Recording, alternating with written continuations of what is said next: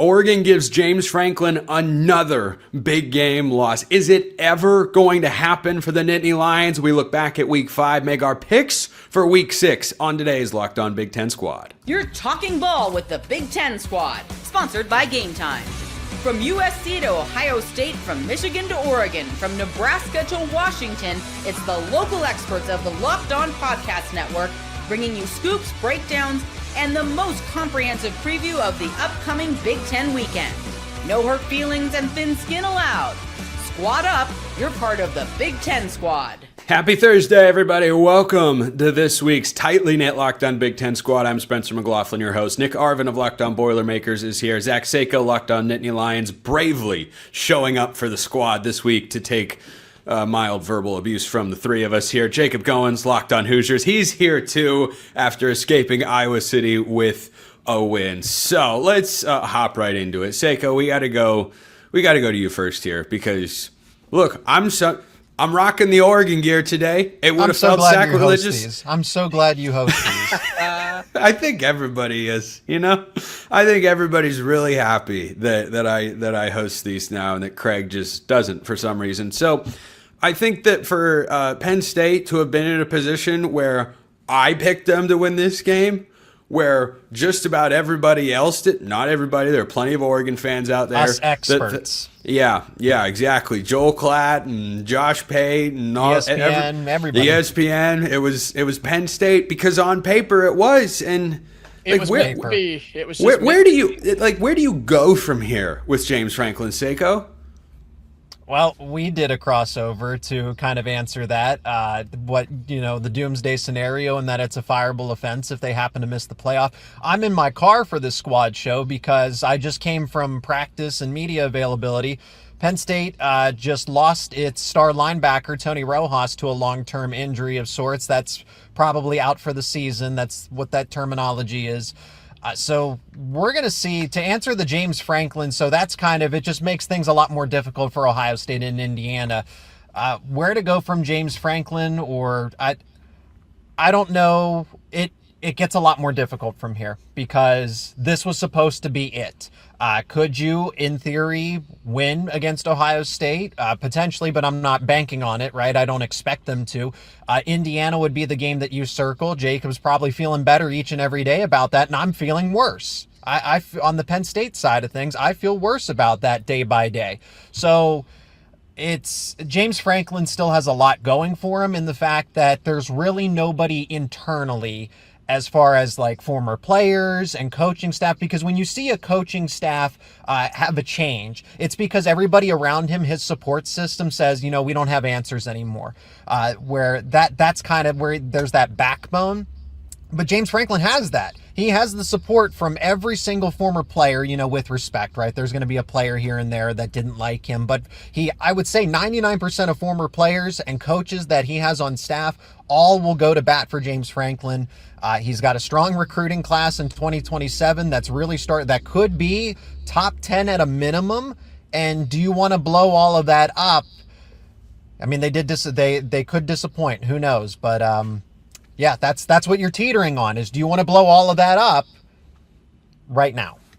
Yeah, Goins is just inching to get into this conversation. So let me go to Nick first with thoughts on James Franklin. What did you think watching this game from afar, other than I hope Purdue gets a game day matchup during Barry Odom's tenure?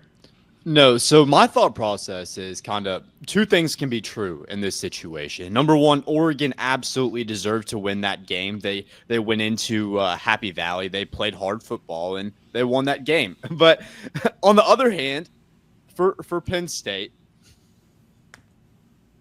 he's back.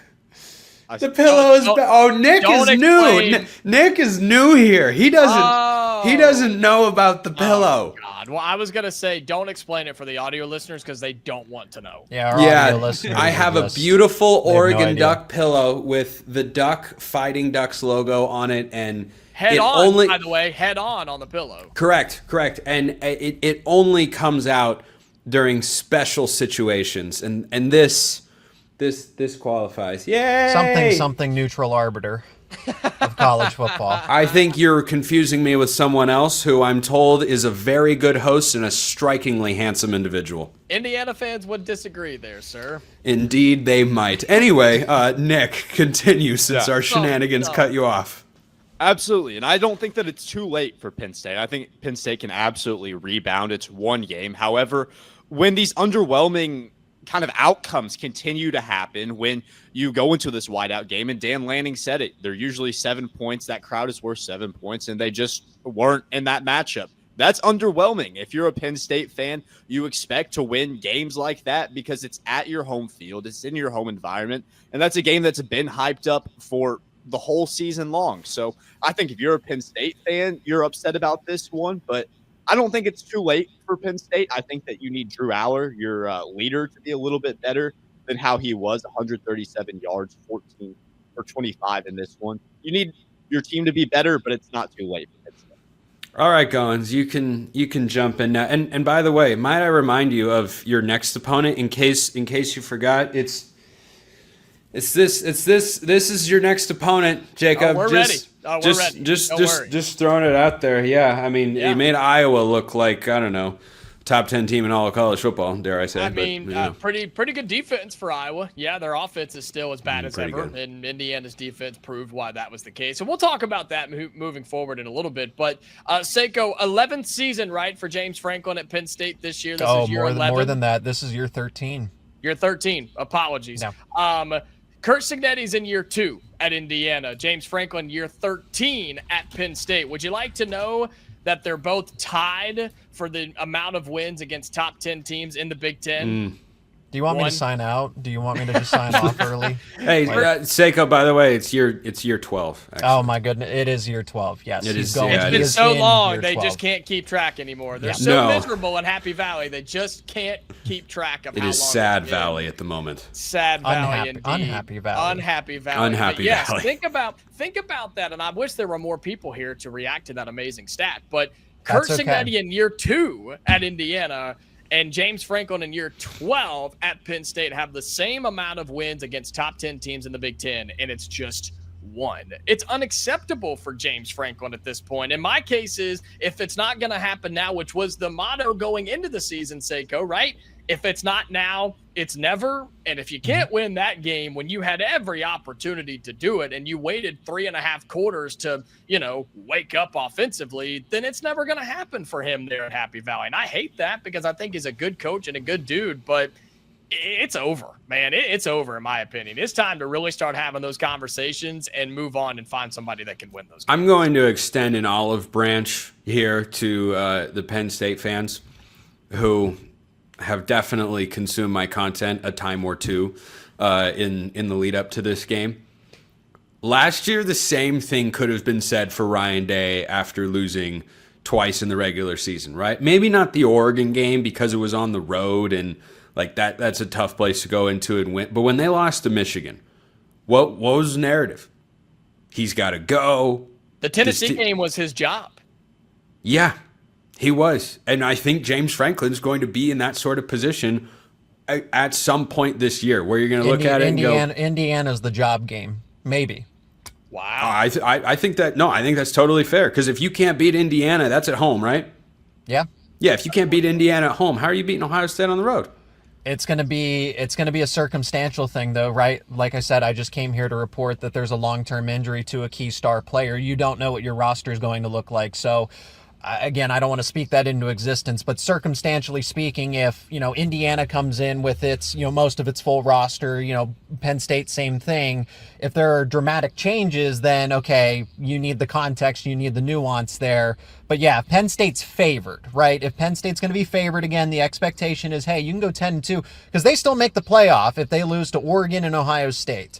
They don't make the playoff if they lose to Indiana. And Spencer, you took the hardline stance and said that's a fireable offense. It is, and that they should just move on from him from then and there, because you did get all the resources going into the season. You got the buy-in, the amount of NIL and the amount of coordinating that it took to retain this roster, and then to go and get Jim Knowles because the excuse was, well, we don't have enough. We don't have enough. We don't have the right coordinator.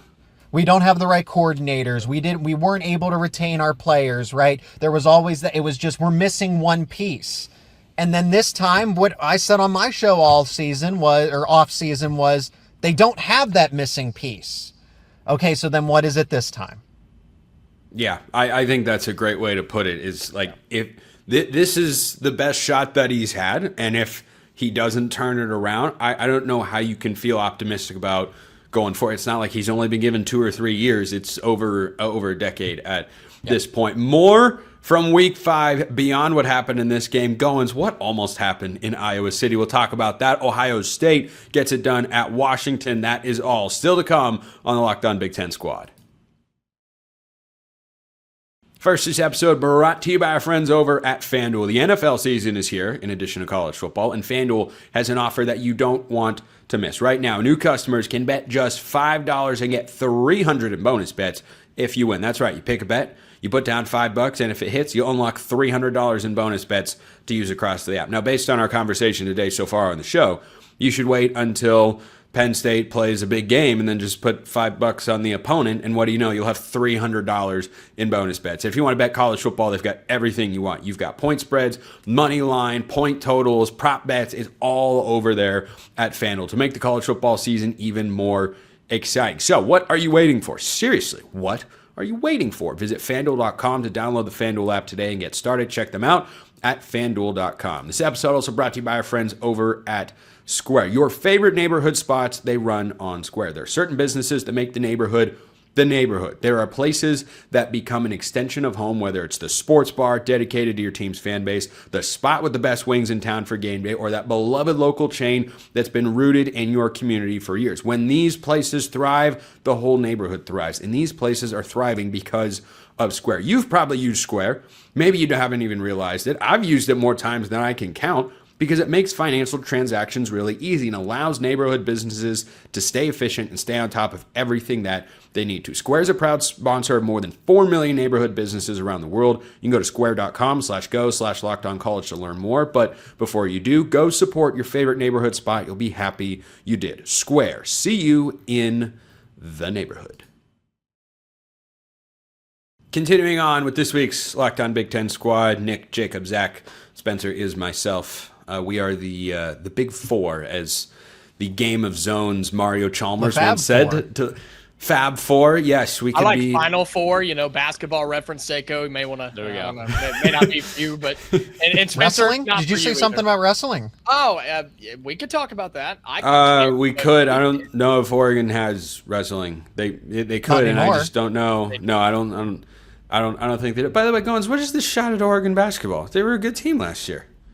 You should know. They beat Indiana. They beat Indiana. They knocked us out of the NCAA tournament. Yeah, exactly. Yeah, don't be taking shots at Oregon basketball on the show. All right, let's get back into the football, though, because your team, Jacob, we're starting with you. 20-15, the final. Now, am I correct in saying that they readjusted the rushing stats in this game by removing Fernando Mendoza's sprint into the end zone for a safety? We don't have to talk about that play. It was, but that happened. That happened, right? Yeah. No, it happens. Yeah. Okay, that's what I think. It happens. Yes. I think it makes plenty of sense. But this game is one that I talked about on my show, and I said, just forget about it if you're an Indiana fan. Like, this is ugly. This is not a great game. Yeah. And Iowa's a good defensive team. Yeah, they're at home. They actually haven't beaten a ranked team there since 2021, and Indiana went in riding high, and it wasn't how it was supposed to look.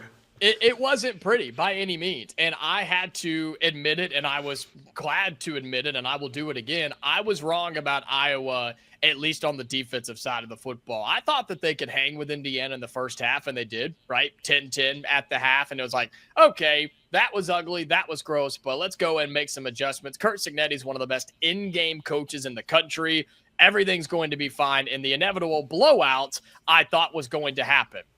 And it simply didn't. Man, Iowa pushed around Indiana's offensive line, which is really unfortunate because there are P4 guys from other schools on that line that you brought in through the transfer portal, and they just got bullied. Indiana couldn't run the ball. Mendoza was running for his life, had to pick up some yards with his legs, threw his first interception of the season, did the at-time Heisman favorite, and has since dropped because of it. But then Oh, really? He's second in the Heisman favorite? Oh, who's he behind? That's all right. Give it time. It's okay. Any idea? Ryan Brown of Purdue.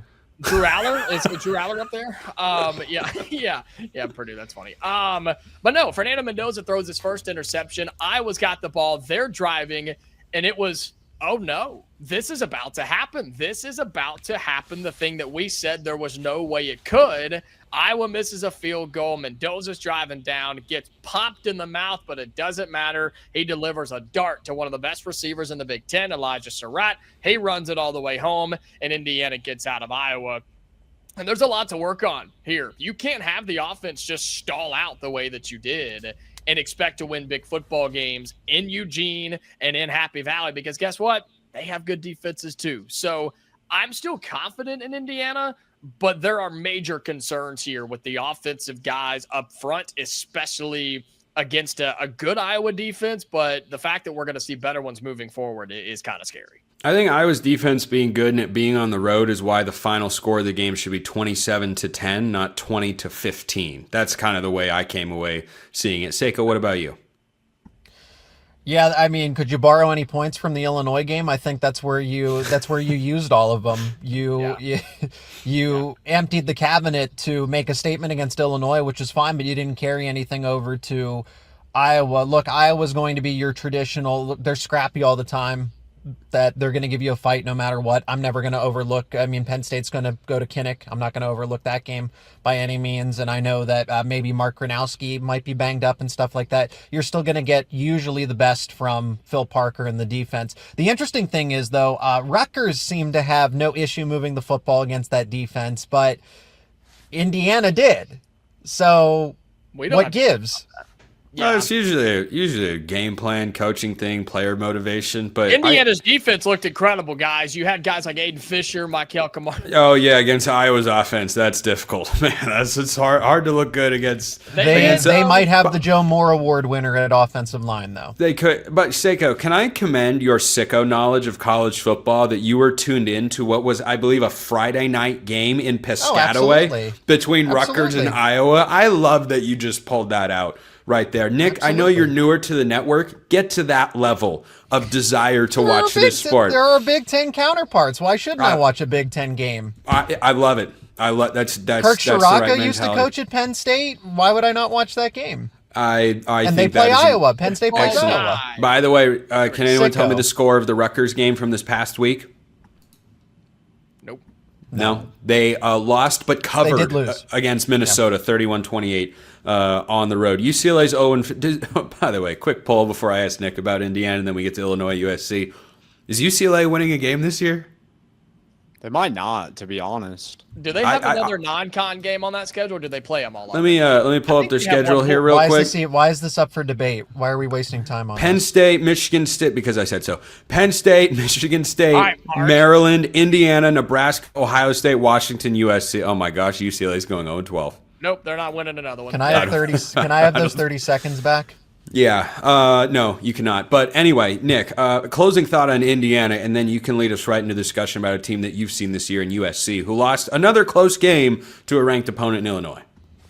Yeah. So for Indiana, Purdue's on a bye week. I have to hate watch the Hoosiers, but this is going to sound surprising for me, but I have to stick up for Indiana in this circumstance, because against Illinois, that team, they blew out the Illini, and an Illini team that I thought was going to be pretty good. Definitely give Indiana a fight. They just killed them at home in that matchup. So going into this week, what's the expectation? Well, I thought that USC would show a similar fight against Illinois. I thought that Indiana would show a similar fight against Iowa, and it just goes to show that any week, Big Ten games are hard to win. And for Indiana, I feel like we're having a different conversation if you somehow lose that game against Iowa, but you don't lose that game. So I don't feel like it's the end of the world. You don't have your best showing, but defensively you did enough. You kept Iowa to a low enough score that you were able to pull it out.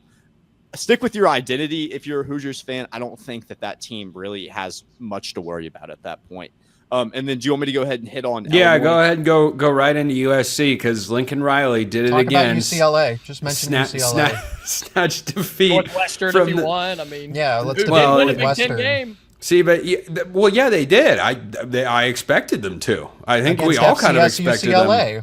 them. Yeah, but Nick, USC snatched defeat from the jaws of victory again. Mekhi Lemon was unguardable, and yet they still lost.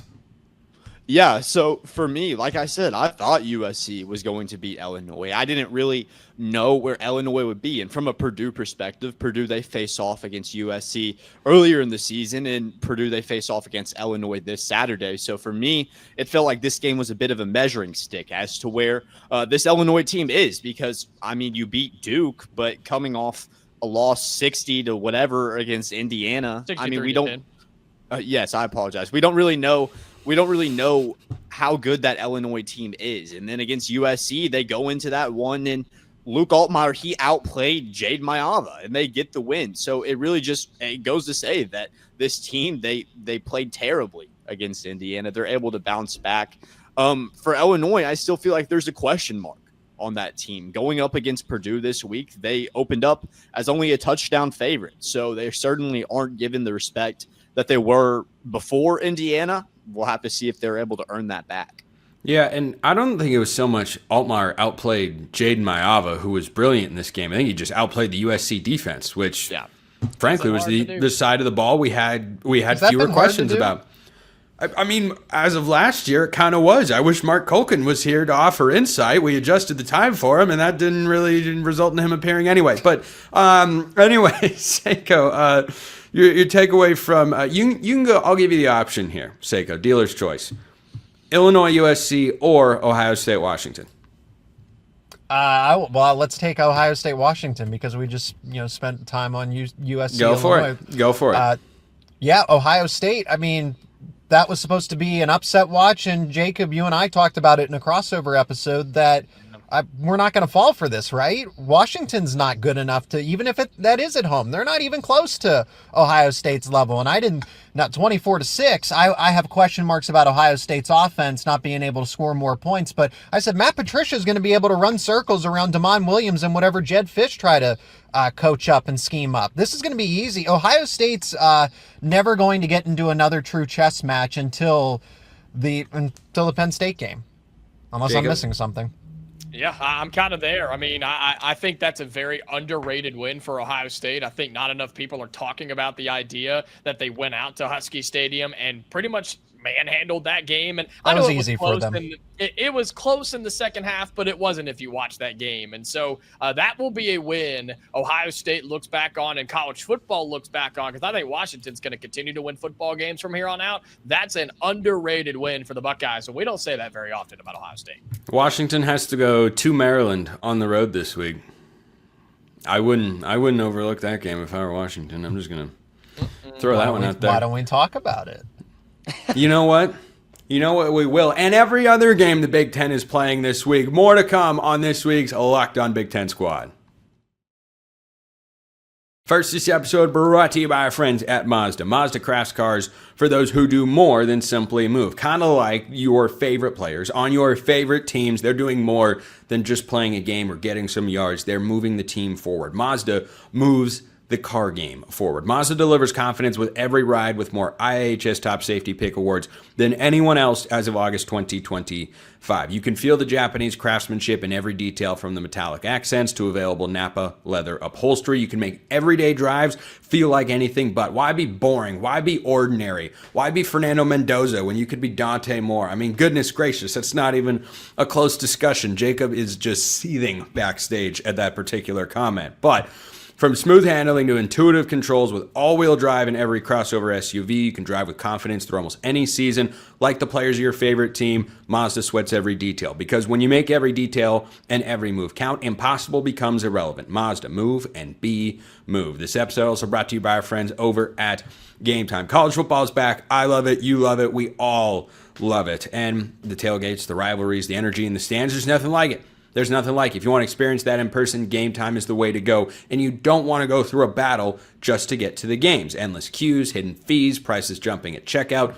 That's why you should use Game Time, the app that gives the advantage back to fans. It's the easiest way to score last-minute tickets at the best prices with no surprise fees. What you see is what you pay. That's my favorite part about it. You don't get slapped with more at the end. It just bugs the crap out of me, and Game Time is not about that. Take the guesswork out of buying college football tickets with Game Time. Download the Game Time app, create an account, and use code LOCKEDONCollege for $20 off your first purchase. Terms apply. Again, that's promo code LOCKEDONCOLLEGE for $20 off. Swipe, tap, ticket, go. Download Game Time today.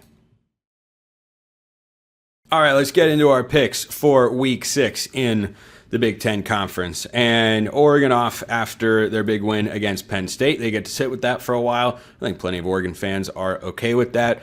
Let's start with the game we were talking about on the other side of the break. Washington going across the country to take on undefeated Maryland. Nick Arvin, are you riding with the Terrapins here? Mike Loxley might surprise some people with Malik Washington at quarterback. I mean, if you told me preseason that the spread on this game opening up would be 6.5, I would say that you're absolutely crazy, because I thought that, like a lot of people thought, that Maryland would be one of the worst teams in the Big Ten this year, and they've been anything but. Although they haven't had a big test so far, Malik Washington, he's really proved that he's kind of an X factor for this Maryland program, where he can bring this program to a couple more wins than anybody really expected. However, I don't believe that he's going to be able to win against the Huskies. I think that this Washington team, we talked about it week after week after week, they're continuing to rely on the run with Jonah Coleman, one of the best running backs in the nation. I think that they have the advantage there over Maryland, and I think that Maryland, facing off against one of their first big tests, they fail, go to 4-1 on the year. Listen to the shot taken at Wisconsin in there. They haven't been tested yet. They were on the road at Wisconsin last week. Seiko, Wisconsin is not a test in 2025. Oh, if only Ryan Herrings were here to defend his Badgers. Alas, he's not. That's about all. Seiko, Huskies or Terrapins? It'll be a defensive struggle, to say the least, because I don't think Washington's going to have to overcome the cross-country trip. And Maryland's actually really good defensively, but granted, I will say they haven't been challenged defensively to this point. Malik Washington's only going to get better. I like Maryland's chances to cover in this one. I think Washington will sneak out of Maryland with a victory, but it's going to be ugly. Let's go 24-20 Washington. That's called Seiko's Superdog selection of the week, is Terrapins plus 6.5 per our friends at FanDuel. Goins, Terrapins or Huskies, better matchup on the field than a mascot battle off the field. I think the Huskies win in that one. What about the game? Yeah, look, I think Washington's going to have to figure some things out offensively, and I think they will, coming off the loss at Ohio State or against Ohio State where they scored just 6 points. That's not going to be okay for Jed Fish and that crew. So give me Washington to respond. As everybody else said, Maryland, I'm not giving them credit for beating FAU and Wisconsin. Give me Washington big. They'll cover, win by double digits. There are some big point spreads in the Big Ten this week. Michigan 17.5 against Wisconsin. Penn State 25.5 at UCLA. Oh boy, that one could get out of hand. No way that could go wrong. No way that could go wrong. Minnesota is plus 23.5 at Ohio State. Does anybody have a stunner of all stunners in there, or can we move to the more exciting matchups? Let's talk Louisiana Monroe. Louisiana Monroe, Northwestern. Only an 11-point underdog against Northwestern. Yeah, I'm taking Northwestern there. Playing good ball. David Brown's got him playing good ball. But Nick, how about the Boilermakers? A chance for a top 25 win. Barry Odom is seeking that signature moment. Here's a chance. Illinois could be an emotional letdown spot. You got to go on the road after a dramatic field storming win against USC last week. What do you make of the Boilermakers' chances here against the Illini? No, yeah, it's absolutely a trap game of all trap games. Wait, what did you say to start that response? I said it's absolutely a trap game of all trap. No. There was something before that. There was something before that. Oh, Did you even hear it? No, I said yeah. It sounded like no, yeah. Oh, really? I'm gonna say no, yeah. My bad. Oh. Hey, don't let him. Hey, Nick, don't let him pick on you, bro. Don't. Look, Spencer Oregon wins one big game, and he acts like he's just. Oregon's not even going to win this week, and he's talking smack. Yeah, I mean, literally. I mean, they're not going to lose either. Yeah. Yay. Go Yay. ahead, Nick, and look at me sticking up for the Purdue guy. You know it's bad when I have to speak up for Purdue. You were laughing too, Jacob. Yeah, and I changed my mind, Spencer. So as I was saying, this is the ultimate trap game for Illinois. You come off a win against USC, like you said, Spencer, a very emotional victory in that one, and then going into next week after Purdue, you face off against the Buckeyes in Columbus. That's one that I'm not necessarily saying that they are doing it, but it would be easy for a team to go into West Lafayette and still have the mindset we're looking forward to this big matchup in Columbus this next week. That is definitely a possibility. And for people, if you think back to last year, this Illinois versus Purdue game was one of the only games that was really watchable from a Purdue fan perspective. That one was 49-50 in overtime. Ryan Brown's first game as a Purdue Boilermaker. He jumps in, throws for almost 300 yards, over 100 yards rushing. There's definitely the possibility for Purdue to come into this one, for there to be a similar shootout as there was to last year. I do expect that to happen. I just don't know if Purdue is quite yet ready to get that win of that magnitude. I think that they definitely have some winnable games in the month of October. I don't know if this is one of them. I do think that they stay in this one. I have it at 42-35, Illinois. Whoa. Arvin's hitting the over there. Yeah. With Illinois, Purdue. Seiko, you like Purdue's upset chances? Not really, no. No. I mean, I think that's a well-coached team, but Illinois is. I mean, Illinois still. Let's not forget that they did return as much talent as they did. Are they? I mean, I guess I don't know the injury report off the top of my head. I imagine they're a little healthier since the Indiana game. I mean, they beat USC, right? That's gotta count for something. So I'm gonna take Illinois. Yeah, maybe Purdue covers backdoor, but I'm not really concerned about them. Let's not forget that Purdue ran the coolest play of the college football season that didn't get called back. USC's was called back against Illinois, which is a travesty because it was incredible. But Purdue's was not. The handoff quarterback swing is electric stuff. Goins, I mean, I know what you're going to say, but say it anyway. Illinois by 1 million. Yep, yeah. All right, that tracks. Real quick, rapid fire, because this is kind of a sneaky fun game. Michigan State at Nebraska. Anybody think the Spartans can pull it off in Lincoln? No? Points. That's your points game. Yes, the moral victory. That kind of worth something for. I wish Sheehan was here. Maybe we'll get him next week. Nick Arvin, Locked On Purdue. Zach Seiko, Locked On Nittany Lions. Jacob Goins, Locked On Hoosiers. I'm Spencer McLaughlin from Locked On All Over the Place. That is it for this week's Locked On Big Ten Squad. We'll see you next time, and until then, hope you all have a wonderful rest of your day.